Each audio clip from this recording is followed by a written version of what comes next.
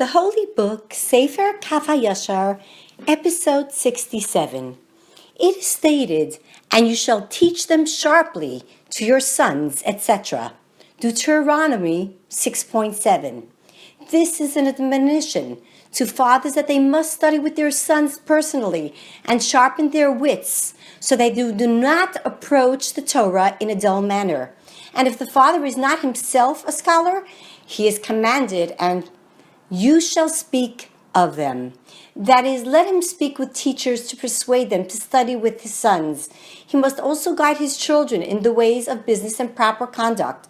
And in all these matters, he must see to it that they do not transgress the Torah by so much as a hair's breadth. Heaven forbid. When you sit in your house, one must conduct himself at home with awe of heaven and guide his household to be open to the poor. One must also see to it that the members of his household are not in the habit of speaking slander or cursing or swearing.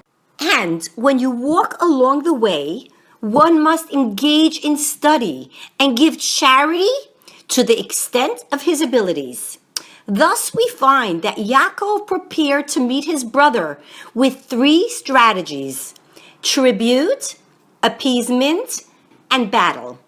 In our case, tribute means giving to the poor, who the Zohar refers to in a number of places as tribute to the Holy One, blessed is He, 2.129a, 198a. Appeasement means prayer. That is, appeasing the Holy One, blessed is He, with prayers and supplications. Battle refers to the battle of Torah study, through which one weakens the power of the wicked Esav and his guardian angel, the Samech Mem. See what is written in this regard in the Zohar in Parshas Veschanan 269a. And when you lie down, one must conduct himself with holiness and unify the name of the Holy One, blessed is He, by reciting the bedtime Shema.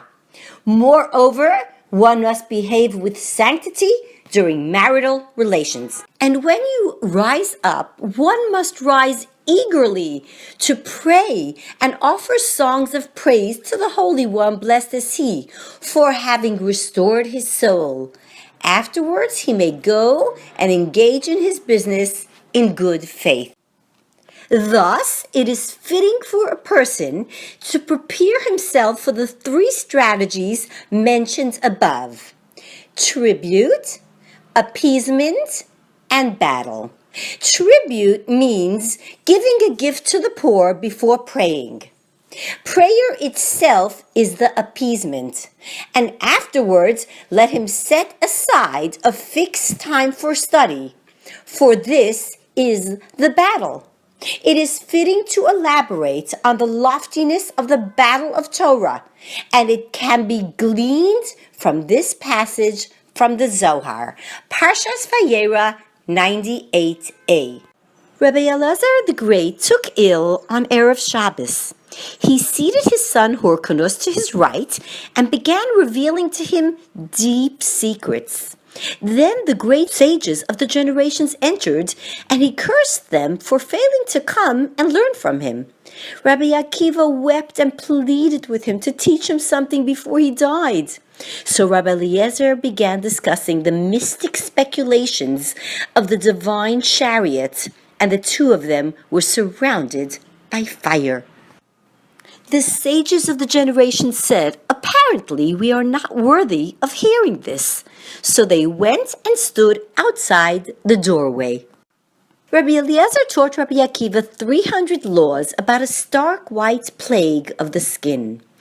Afterwards, he taught him some of the secrets of the Song of Songs, Shir Hashirim.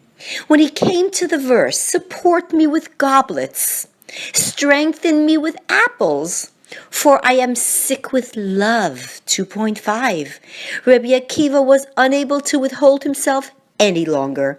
He raised his voice and wept, but he did not speak out of fear of the Shekhinah that was present. Afterwards, Rabbi Eliezer made Rabbi Akiva swear not to make practical typical use of any verse from Shir Hashirim, lest the world be destroyed. For the world is unworthy of benefiting from the secrets of Shir Hashirim, for it is the holy of holies. Afterwards, Rabbi Akiva went out, his eyes streaming with tears, and declared, "Woe to the world that is orphaned of you, Rabbi Eliezer." Then the sages of the generation entered and spoke with him words of Torah. And when Rabbi Eliezer saw that his soul was near to expiring, he placed his hands upon his heart and said, "The supernal world, the light and the illumination will all be hidden away in you. The two Torahs will be forgotten from this world this day." At that time, Rabbi Akiva was not with him. The sages of the generation asked him, "Is the sandal used in the releasing ceremony from the levirate marriage susceptible to defilement or not?" Rabbi Eliezer said, "It is pure," and his soul expired with the word pure. After Shabbos, Rabbi Akiva came to visit him and discovered that Rabbi Eliezer was dead. He rent his garment and wept, and he cried out, saying, "O heaven, tell the sun and the moon that the light that used to shine more brightly than them has been darkened." Rabbi Yehuda said, when the soul of a righteous person prepares to exit the body, it rejoices because of its faith that it will be rewarded in the world to come. And when it beholds the Shekhinah, the only angels and the souls of the righteous coming to meet and accompany it, it flies out of the body in which it has been installed and bows to the ground before the Shekhinah. Therefore, a person should pray that when his end arrives, the Shekhinah will come to him too, and that he will die the death of a kiss in ripe old age. When the Shekhinah does come, it is accompanied by 3 groups of angels, Kesuvos 104a. One says, "Come in peace." One says, "Go straight ahead," Yeshayahu 57.2.